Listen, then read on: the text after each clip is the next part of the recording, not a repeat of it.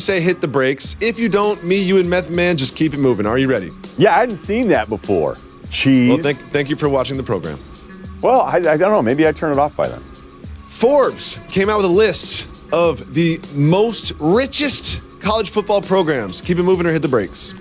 I was told in the pre-show meeting that we were cutting this from the show, so I didn't read anything on it. What Texas is worth a lot. Let's keep it moving. Yeah, Texas keep it A&M is moving. weird. We keep it moving. That's the part I love right there. Joel Embiid signed a deal with Under Armour, reportedly. Keep it moving or hit the brakes. Hit the brakes on this.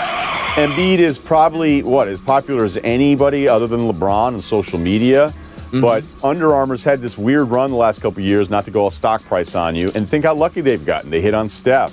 Yep. They've had Brady. Then Cam Newton has an MVP season. Even Jordan Spieth, Bryce Hart. Like, they have a great roster. So it's not just about the roster endorsing your brand.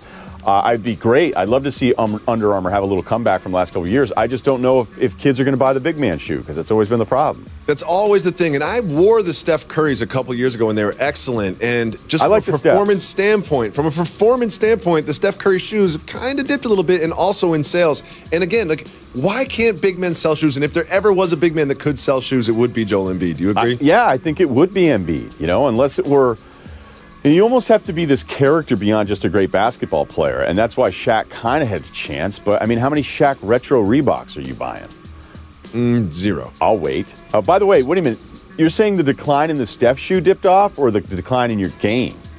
Well, first of all, my game is peaking right now. I just wanted the world to know that. Moving on from my game to James Harden game, the whole world went crazy over this move from James Harden. Keep moving or hit the brakes. We have to hit the brakes, because I'm mad about this. Oh, you're mad about this. So there was this move against the Sharks where he kind of just did a sidestep and hit a three, and everyone in the world said it was a travel, even though it's not a travel, and you're going to tell me that's a travel. I don't know, man. That looks a lot like a travel. Oh, well, really? Well, guess who chimed in? Everyone. Referees. Yeah. The referees chimed in, and they felt the need. The NBA official actually followed this account. This is a legal play. Although James put the ball behind his back, he only takes 2 steps after the gather of the ball, and therefore is not a travel. So now you've got me saying it's not a travel. You've got the NBA official saying it's not a travel. So explain to me how it's a travel. I don't think it's a gather. I understand the 2 steps off the gather on a drive to the hoop or getting into your shooting position, but I don't know, man. The problem is that you're telling me it's not a travel from the guy that travels 90% of his possessions. That's fair. So here's how I judge a travel in basketball. Did it look awkward? That's kind of how it works nowadays. It's like, was it awkward? And if we're going to start nitpicking travels, the one that bothers me is when you catch the ball and then pivot 4 times before you even get into a 3-point stance. That's the one that bothers me more than the step back. That's the travel that doesn't get called because it doesn't benefit anybody. I'm not Mr. Freak Out about a travel. If you're starting to tweet about, the NBA never calls traveling, again, that means you love sacrifice bunts. Yes. You're mad that pitchers don't throw 140 pitches anymore. I'm out. Traveling doesn't bother me. Harden bothers me. Harden bothers you? Yeah. He's a great player. Harden bothers you? He's a great player, but I've never seen, there's no player of his generation that has benefited more from the way he's officiated than James Harden. I think that's fair to say, but it's not Harden's fault. He's just really good at making people foul him. But he's really good at making people foul him. He's not dominating the game by his pure athleticism. He's kind of outsmart the game. It's not as fun to watch, but you have to respect him for it. There are more solo Rosillo couch freakouts per Harden possessions than anybody in the league for an entire year. It's not even personal. Favorite stat. Right. This is my favorite stat. Solo Rosillo couch freakouts. Per possession. SRCFs? SRCFs. Yeah. And here's the thing. Keep track of SRCFs throughout the season. That's my coach. That's my guy. He was my coach in Houston's celebrity game. He wasn't a real hands-on coach. Yeah, more of a laissez-faire, like a Phil Jackson type. I get it. Yeah, right. He wanted us to figure it out. Me and Bieber. You and Kevin Hart. Joe Flacco's wife gave him some coaching. Keep it moving or hit the brakes. Go ahead. Keep it moving. We'll keep it moving. All right. I defer to you on that. We keep it moving. Trae Young did something good in a basketball game. Keep it moving or hit the brakes. Hit the brakes. Guy's getting beat up on a ton. Hits a deep game winner. And you know what? Good for him. He's going to get a ton of shots. I know that. He's going to get a ton of shots. And this is a good one. He is. Then here's the thing. It's at Georgia Tech, so it's kind of in front of the home crowd. And he's now become a sympathetic figure.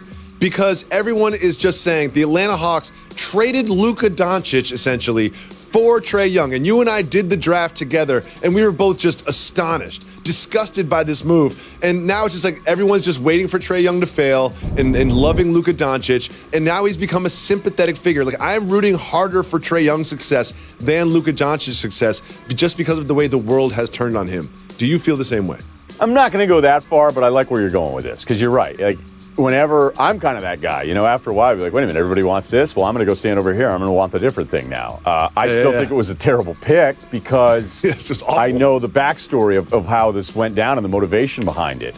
And you're right. I mean, Trae is in this spot where it's not just about how good or bad he is as a pro.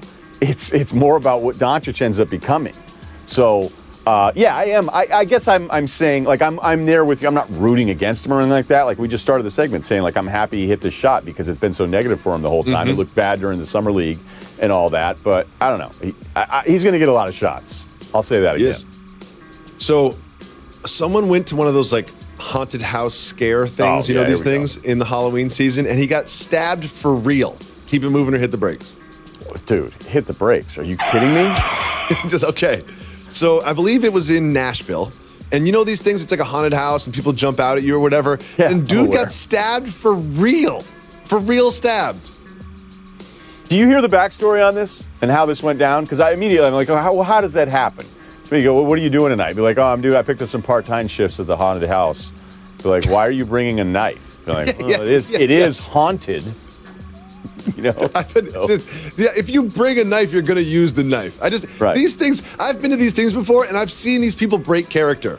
You know what I mean? I've seen them break character and yell at someone in my group before, and I was like, wait a second. Now you're not being like the zombie guy who took us hostage. Now you're being like Steve, the failed actor in Los Angeles, taking out your aggression on my friend Jake. Steve is always doing stuff like that. Yeah, so apparently somebody was like, oh, my friend is coming into the haunted house, and the guy handed the other person a knife and said, oh, you should stab him, and the person stabbed their friend in the arm, and they're okay.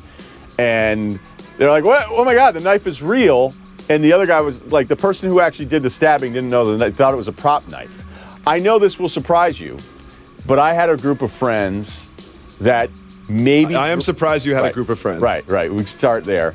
But somebody got a little rowdy when Steve and his buddies jumped out and got a little too physical and broke out of character. So the guys, after probably a few beers in the woods, went back into the haunted house and started pounding on the zombies.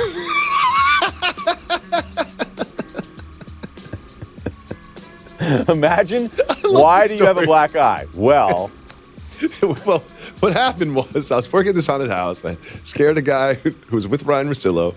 Oh, you're the best, Ryan. Up next, Ryan Russillo will stay with us, and we will discuss some extremely important news about an emotional support squirrel. You got to give the people